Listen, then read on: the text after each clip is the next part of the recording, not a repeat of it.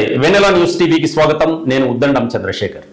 గత 5 ఏళ్లలో ప్రశ్నించిన ప్రతి ఒక్కరిపై జగన్మోహన్ రెడ్డి అక్రమ కేసులు బనాయించి తీవ్ర ఇబ్బందులకు గురి చేశారని బీసీ చేనేత జౌళి శాఖ మంత్రి సవితమ్మ ఆగ్రహం వ్యక్తం చేశారు శ్రీ సత్యసాయి జిల్లా పుట్టపర్తిలోని సాయి ఆరామంలో నిర్వహించిన సత్యసాయి జిల్లా వర్కింగ్ జర్నలిస్టుల మహాసభల్లో ముఖ్య అతిథిగా ఆమె పాల్గొని ప్రసంగించారు జర్నలిస్టులకు అన్ని విధాలా అండగా ఉంటామని మంత్రి తెలిపారు ఇటీవల గుండెపోటుతో మృతి చెందిన టీవీ5 కెమెరామెన్ శేఖర్ కుటుంబానికి ₹1,00,000 ఆర్థిక సాయాన్ని మంత్రి ప్రకటించారు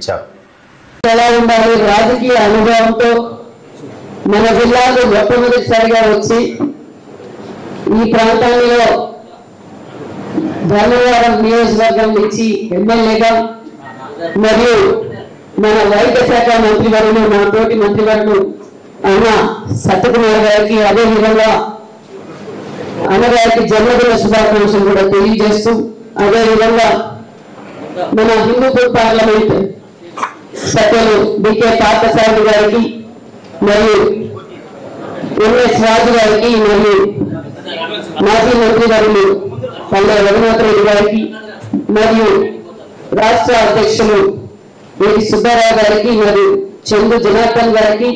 ప్రభాకర్ గారికి నాగరాజు గారికి శ్రీనివాసు గారికి మరియు యూనియన్ సభ్యులందరికీ మరియు ఎలక్ట్రానిక్ మీడియా ప్రింట్ మీడియా పార్టీకేయుల మా కుటుంబ సభ్యులందరికీ పేరు పేరు నమస్కారాలు తెలియజేసుకుంటున్నా మొదటిగా మీ అందరికీ ప్రభుత్వం తరఫున కూడా మీకు ప్రత్యేకమైన ధన్యవాదాలు కూడా తెలియజేస్తున్నాం ఎందుకంటే ఒక నరుమూత రాక్షసుడు 5 సంవత్సరాల్లో ఏ అరాచకాలు ఒక పక్క మిమ్మల్ని వదల్లా మమ్మల్ని వదల్లా అన్ని వర్గాన్ని వదల్లా అందరినీ భూస్థాపితం చేస్తూ భయపెడుతూ మీ ముందు కేసులు పెట్టినా మా ముందు కేసులు పెట్టినా మేము కూడా మీతో పాటు ఉంటాం ఈ ఆంధ్రప్రదేశ్ కి ఎన్డీఏ కూటమితోనే బాగుపడుతుంది లేకపోతే భావితరాల భవిష్యత్ నాశనం అయిపోతుందని మీరందరూ తెలుసుకొని ఎన్డీఏ గవర్నమెంట్ కి సహకరించిన మీరందరికీ ఎన్డీఏ తరఫున ప్రత్యేకమైన ధన్యవాదాలు కూడా తెలియజేస్తున్నాం పెద్దలందరూ సమస్యలు చెప్పారు ఖచ్చితంగా ఎందుకంటే రాష్ట్రం విడిపోయిన కష్టకాలంలో కూడా ఆనాటి ముఖ్యమంత్రి చంద్రబాబు నాయుడు గారు మీకు రావాల్సిన హక్కును మీకు అందరూ వేసిన ఘనత చంద్రబాబు నాయుడు గారి విషయాన్ని కూడా మీకు తెలియజేస్తున్నాం ఎప్పుడు జర్నలిస్టులు గౌరవించిన ప్రభుత్వం ఆనాటి చంద్రబాబు నాయుడు గారు ఈ రోజు కూడా ఎన్డీఏ ప్రభుత్వం మిమ్మల్ని అందరినీ గౌరవిస్తాం మీరు ఏమైతే మీ సమస్యలు తెలియజేశారో మేము ప్రభుత్వానికి కూడా తెలియజేస్తాం ముఖ్యమంత్రి గారు కావచ్చు నారా లోకేష్ గారు కావచ్చు డిప్యూటీ సీఎం పవన్ కళ్యాణ్ గారు కావచ్చు అందరూ మిమ్మల్ని గౌరవిస్తాం మేము మా కుటుంబ సభ్యులతోనే మేము భావిస్తామన్న విషయాన్ని కూడా మీకు తెలియజేస్తున్నాం అదేవిధంగా ఇప్పుడు సమయం కూడా లేదు కాబట్టి మీకు అందరికీ తెలియజేసేది ఒకటే మీరు కోరినట్లుగా ప్రెస్ క్లబ్ జిల్లా హెడ్ క్వార్టర్స్ లో అవసరం కాబట్టి ఖచ్చితంగా అధికారులతో మాట్లాడి ఒక మంచి స్థలం కూడా కేటాయిస్తాం ప్రెస్ క్లబ్ ఇల్లు కూడా మా వంతు సహాయం కూడా మేము అందజేస్తామని కూడా మీకు తెలియజేస్తున్నాం అదేవిధంగా పెద్దలు అడిగారు హౌసింగ్ సైట్ల గురించి అడిగారు హౌసింగ్ సైట్లతో పాటు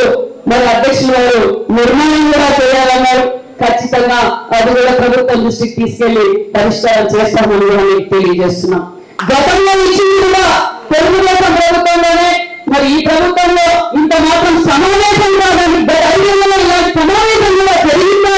అంటే జరగలేదు ఎందుకంటే ప్రశ్నిస్తే అడిగితే కేసులు తప్ప ఏమీ చేయలేరు వైసీపీ ప్రభుత్వం మీ అందరికీ తెలుసు అదేవిధంగా మరియు మీరు అడిగింది వెల్ఫేర్ ఫండ్ అన్నారు ఖచ్చితంగా అది చాలా అవసరం ఎందుకంటే ఇప్పుడు జరుగుతున్న సమస్యలు తెలుసు జరుగుతున్న యాక్సిడెంట్లు తెలుసు ఈ వెల్ఫేర్ ఫండ్ అనేది ఉంటే చాలా ఉపయోగం మరి నా వంతుగా కూడా ₹1,116 వెల్ఫేర్ ఫండ్ కూడా ప్రకటిస్తున్నాం అదేవిధంగా మొన్నటి రోజు టీవీపై ఒక యువకుడు హార్ట్ అటాక్ తో చనిపోయినాడు రాజేష్ శేఖర్ ఆ రోజు కూడా నేను లేను ఆ కుటుంబానికి కూడా ₹1,00,000 కూడా నేను ఆ కుటుంబ సహాయార్థం కూడా అందజేస్తానని కూడా మీకు తెలియజేస్తున్నా అదేవిధంగా మీరు ఇన్సూరెన్స్ అన్నారు ఇన్సూరెన్స్ గురించి అన్న సత్యకుమార్ కూడా ఎక్స్ప్లెయిన్ చేస్తారు అదేవిధంగా మరి మా నియోజకవర్గంలో ఉన్న మా పత్రికా సోదరులు మన రోజు వచ్చి అడిగారు, అక్క కట్టాలి అంటే ఆల్రెడీ కట్టేశాం. అది అంతేకాకుండా మరి కేసుల విషయం అడిగారు. కేసులు రాష్ట్ర వ్యాప్తంగా ఏం అభివృద్ధి జరిగింది 5 సంవత్సరాల్లో అంటే పోలీస్ స్టేషన్ లో భారతదేశంలో ఎక్కడ లేని కేసులు, అక్రమ కేసులు పెట్టింది ఈ వైసీపీ ప్రభుత్వం. ఖచ్చితంగా మా కేసులు, మీ కేసులు, ప్రజా కేసులు, కార్యకర్తల కేసులు అన్ని ఒక్కొక్కటిగా పరిష్కారం చేస్తామని కూడా మీకు తెలియజేస్తున్నామనే విషయాన్ని కూడా మీకు తెలియజేస్తున్నాం. ఇంకా ఇప్పుడు మీరు ఇప్పటివరకు మీరు బాగా సహకరించారు. ఈ రోజు మేము ఈ స్థాయిలో ఉన్నామన్నా దానికి మీరు కూడా కారణం అనే విషయాన్ని కూడా తెలియజేస్తున్నాం. ఎందుకంటే ఎన్నో సార్లు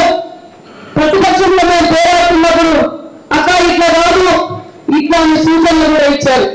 అధికారంలోకి వచ్చాక అక్కడ first time MLA, first time మంత్రులు ఇలా కాదు ఇలా పోవాలని కూడా మా కుటుంబ సభ్యులు ఎలా సలహా ఇస్తారో అలా మీరు కూడా నాకు సలహా ఇచ్చారు. చాలా సంతోషం. ఎన్డీఏ ప్రభుత్వం ఎప్పుడు మీకు సహకరిస్తూనే ఉంటుందన్న విషయాన్ని కూడా మీకు తెలియజేస్తున్నాం. అంతేకాకుండా మరి ఇంకా ఎలాగో మనం సంపూర్ణమైన మెజార్టీ తెచ్చాం. మీరు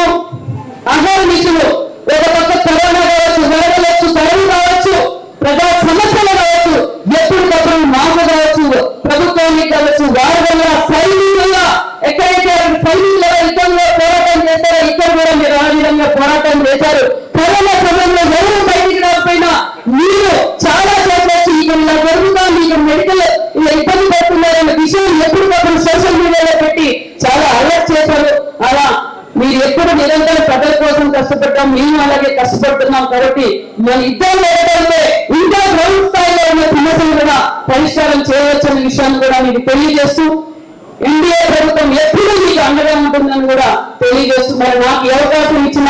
మిత్రులందరికీ మరొకసారి ధన్యవాదాలు కూడా తెలియజేసుకుంటూ జై హింద్, జై Telugu Desam. Thank you very much.